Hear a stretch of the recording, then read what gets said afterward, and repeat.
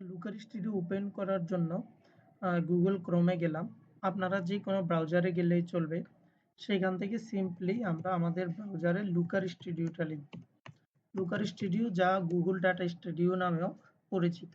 লিখার পরে আমাদের এখানে প্রথম যে ওয়েবসাইটটা আসবে লুকার স্টুডিও ওভারভিউ অথবা lucarstudio.google.com, এই ওয়েবসাইটে আমরা এন্টার করব। আমরা এই লিঙ্কটা লিখলেও চলবে, lucarstudio.google.com, এটা লিখলেও ডিরেক্ট আমাদেরকে এখানে নিয়ে আসবে। তো এটা হচ্ছে কি আমাদের ওয়েবসাইটে ক্লিক করার পর আমাদের ফার্স্ট যে ইন্টারফেসটা সেটা। এখান থেকে আমাদের এখানে কিছু টেমপ্লেট দেওয়া আছে, প্রি টেমপ্লেট। টেমপ্লেটগুলো মানে হচ্ছে তার আগে থেকেই এই আমি একটু ক্লিক করে দেখাই, অনেকগুলা কাজ করে রেখেছে ডেমো প্রজেক্ট। আমরা চাইলে যে কোনো একটা টেমপ্লেট ওপেন করে যেমন ধরেন আমি ইউটিউব অ্যানালিটিক্স করব। ইউটিউব অ্যানালিটিক্সের যে কোনো একটা কি বলে ড্যাশবোর্ড যদি তৈরি করতে চাই, তাহলে সিম্পলি টেমপ্লেটে যেগুলো অলরেডি করা আছে এরকম টেমপ্লেটে ক্লিক করব। ক্লিক করার পর দেখব যে গুগল ডাটা স্টুডিও বা লুকার স্টুডিও নিজে থেকে এই ধরনের একটা ভিজুয়ালাইজেশন করে রেখেছে আমাদের জন্য। আমরা জাস্ট সিম্পলি কি করব, নিজের ইউজ মাই ওন ডাটাতে ক্লিক করে সেখান থেকে আমাদের গুগল অ্যাকাউন্টটা অ্যাড করে দিলে আমাদের যদি কোনো ইউটিউব চ্যানেল থাকে সেই চ্যানেলের ডাটাগুলা অনুযায়ী এখানে দেখাবে। হয়তোবা আমার এখানে টোটাল ভিউজটা এখানে দেখাবে, আমার চ্যানেলের টোটাল কত ঘন্টা ওয়াচ হয়েছে সেটা আমাদেরকে এখানে শো করবে। আমরা টেমপ্লেট নিয়ে পরে কথা বলবো। আপাতত আমরা ব্যাকে চলে যাচ্ছি। সেখান থেকে ব্ল্যাঙ্ক রিপোর্ট যে অপশনটা আছে এটাতে ক্লিক করব। আমাদের নেটের উপর নির্ভর করে এবং ব্রাউজারের উপর নির্ভর করে কিছুক্ষণ টাইম লাগতে পারে লোড হওয়ার জন্য।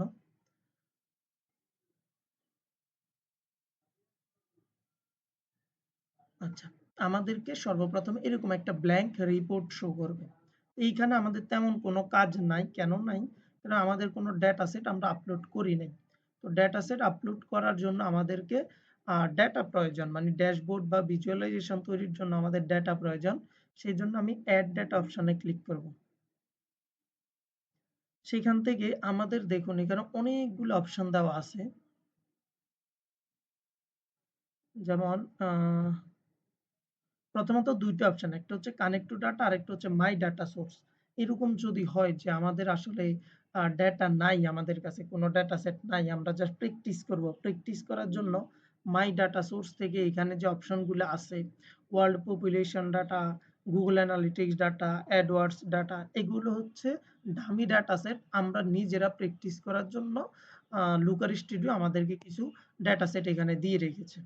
তো এটা আমরা চাইলে আমরা এই ডাটাগুলা ইউজ করতে পারি, অথবা কানেক্ট টু ডাটা থেকে আমরা আমাদের নিজস্ব যে ডাটা সেট আছে সেটা আপলোড করতে পারি। এর বাইরে প্রায় ৩০ টা কানেক্টর বাই ডিফল্ট আছে। লুকার স্টুডিও থেকে আমরা লুকারের মাধ্যমে লুকারের থেকে আমরা ডাটা নিতে পারি। গুগল অ্যানালিটিক্স এর আমাদের যাদের গুগল অ্যানালিটিক্স বা গুগল কনসোল বা ওয়েবসাইট আছে তাদের যদি ওয়েবসাইটের অ্যানালিটিক্সটা জানতে চাই, আমরা এখানে ক্লিক করে জানতে পারি। আমরা যদি কোনো অ্যাড রান করি সেটার কি অবস্থা, সেটার রিপোর্টটা কেমন অথবা কেমন পারফরম্যান্স করছে, এটা যদি আমরা ভিজুয়ালাইজেশন বা টেবিলের মাধ্যমে দেখতে চাই, তাহলে আমরা গুগল অ্যাডসও কানেক্ট করতে পারবো। তো এটা কানেক্ট কিভাবে করবো? জাস্ট সিম্পলি ক্লিক করলে আমাদের যে গুগল অ্যাকাউন্ট আছে তার সাথে কানেক্ট করলেই চলবে। আমার যেহেতু ওইভাবে ওয়েবসাইট বা গুগলের অ্যাডস আমি ইউজ করি নাই, সেক্ষেত্রে আমি এটা আর কানেক্ট করতেছি না। আমাদের যদি গুগল শিটের সাথে কোনো ডাটা কানেক্ট করতে হয়, আমরা গুগল শিটটাও ক্লিক করে গুগল শিট থেকে ডাটা সেট কানেক্ট করতে পারবো। এভাবে BigQuery, অ্যাপশিট, অ্যামাজন, মাইক্রোসফট এক্সেল, এরপরে হচ্ছে ক্লাউড আছে, সিকিউএল, মাইসিকিউএল এর অনেকগুলো অপশন আছে। ইউটিউব অ্যানালিটিক্স, সার্চ কনসোল, আবার মাইসিকিউএল এর এখানে অপশন আছে ডাটাবেজের সাথে কানেক্ট করার জন্য। অনেকগুলো অপশন আছে। আমরা যেকোনো একটা চুজ করতে পারি। আমি আপাতত আমার কম্পিউটারে যে ডাটা সেটটা আছে সেটাই আপলোড করব। ক্লিক করার পর এখানে যে অপশনটা ক্লিক টু আপলোড ফাইলস, আমি ক্লিক করলাম। আমরা আমাদের যে ডাটা সেট আছে সেই ডাটা সেট আমি একটা ডাটা সেট নিয়ে নিচ্ছি।